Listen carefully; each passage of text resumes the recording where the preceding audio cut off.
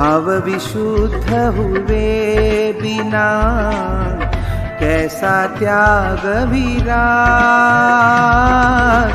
मान करो मत त्याग का, करो मान का त्याग है वीरा, करो मान का त्याग।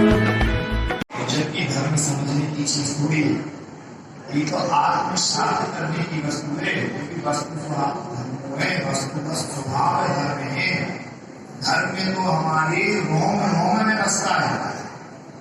आज पंचम काल युग ऐसा युग आ गया कि इस समय जब पंचम काल का प्रारंभ हुआ था तो उस समय ना धर्म को किसी को पता नहीं पड़ता था, क्योंकि क्षेत्र में इतना तेज होता था कि उस समय ना पुस्तकें जिन्होंने इत्यादि नहीं चलती थी।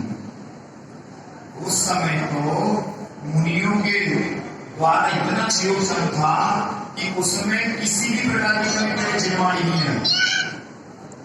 लेकिन धीरे धीरे पंचम काल में का जैसे जैसे प्रभाव बढ़ता गया, आगे आगे विस्तार होता गया, वैसे वैसे लोगों का क्षेत्र घटता गया। जब क्षेत्र घटता गया तो लोगों के पास में फिर जिनवाणी का प्रभाव बढ़ने लगा। इसलिए आचार्यों ने जिनवाणी के दो रूप बना दिए। एक आपकी अंग बाह्य और एक अंग प्रवेश। शायद किसी को नया समझ लगता होगा, ये तो स्वाध्याय वाले जानते हैं कि अंग बाह्य और अंग प्रवेश किससे कहा जाता है। क्योंकि आज हमारे पास जो जिनवाणी है वो अंग बाह्य है, अंग प्रवेश नहीं है। क्योंकि अंग प्रवेश के लिए हमारे पास इतना क्षेत्र नहीं, अंग प्रवेश का ज्ञान कर पाए, क्योंकि बताया गया है कि जो द्वादशांग जिनवाणी कहलाती है, द्वादशांग जिनवाणी में 12 अंग नाम है आचारांग और दृष्टिवादम। जो दृष्टिवादम है उसका अंतिम का अंतिम हिस्सा लेके और जो अंतिम हिस्सा बचा है उसका 1/4 भाग लेके ये अल्लाह ने समझ में आ रहा है ना।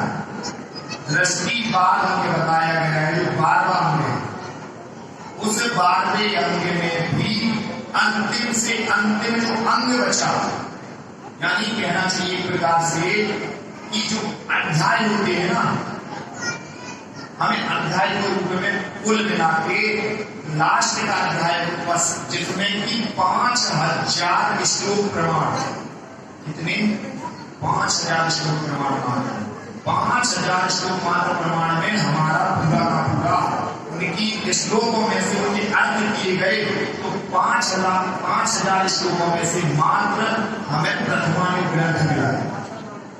यानी अपन ये कह सकते हैं उसमें कि प्रथमानुग ग्रंथ की उत्पत्ति कैसे हुई।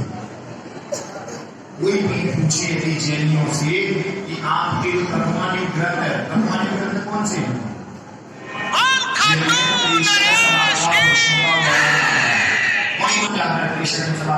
बारे में नहीं जानते थे। सबसे पहले तो हमें ये जानना है कि त्रिशत सलाह का पुरुष, हम उसका वर्णन नहीं करेंगे। आज के हमारे मानव धर्म का है, हमें मानव धर्म के विषय में जानना है कि मानव धर्म होता क्या है। लेकिन सबसे पहले हम ये तो जाने कि मानव धर्म आया कहां से, मानव धर्म आया कहां से। तो सबसे पहले हम ये तो जान लें कि प्रथमानुग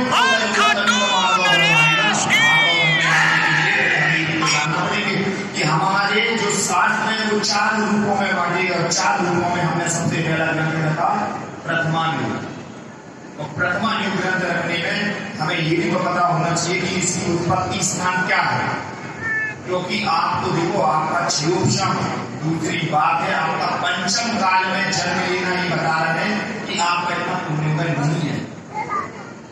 पंचम काल में युग लेना, साथ में अगर स्त्री पर्याय मिल जाए तो ये तो और भी निंदनीय कार्य होगा, क्योंकि स्त्री पर्याय में आपको धर्मों में इतनी अच्छी शुभ क्रियाएं, सौभाग्यशाली क्रियाएं, इतने अच्छे अवसर है धर्मों में, लेकिन स्त्रियों को यह धर्मों से वंचित किया जाता है। आज आप यदि शास्त्रों की आर्ष मार्ग को समझते हैं, यानी जैसा आगम में लिखा है उसमें हमें किसी भी प्रकार की शंका नहीं करना है। यदि आपने शंका कर ली, भैया ये आगम अलग है, आज इतिहास अलग है, आज बच्चों का कहना है, आज नवयुवकों का कहना है कि भैया जी आगम यानी इतिहास ही तो होता है और क्या होता है, इतिहास में कैसा लिखोगे तो वैसे ही तो लिखेंगे। लेकिन हम आप लोगों को ये बताना चाहते हैं कि हमारे धर्म में इतिहास नहीं है, हमारे धर्म में आगम है। आगम आगम यानी आपके द्वारा कहा हुआ प्रमाण है ना। जैसा तीन कंकर ने तीन लोग के नाम सर्वज्ञ प्रभु ने है ना, केवल ज्ञानी के ज्ञान में जैसा दिखता है, जैसा उनका विषय बनता है। लेकिन एक बात याद रखना, केवल ज्ञानी का विषय बनाता नहीं है।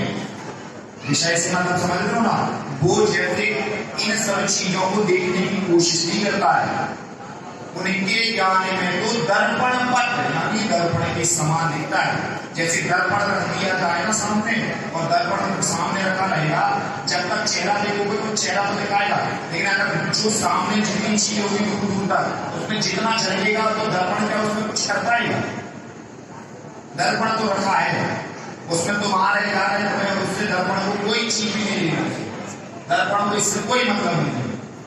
ऐसे ही केवल ज्ञानी के भी ज्ञान में दर्पण बद्ध तीनों काल संबंधी भूत भविष्य वर्तमान, काल छुट्टी नहीं होती, काल समझ रहे हो ना, भूत भविष्य काल यानी बहुत बड़े बड़े अनंत और सागरों पर्यंत बराबर, इतने बड़े बड़े काल बराबर, और वो भी उनकी अनंतानंत पर्याय जान रहा है, और अनंतानंत पर्यायों में भी अनंतानंत भव जान रहा है, और अनंतानंत भवों में भी अनंतानंत विभाग को जानने, इतना विषय उनके पास है।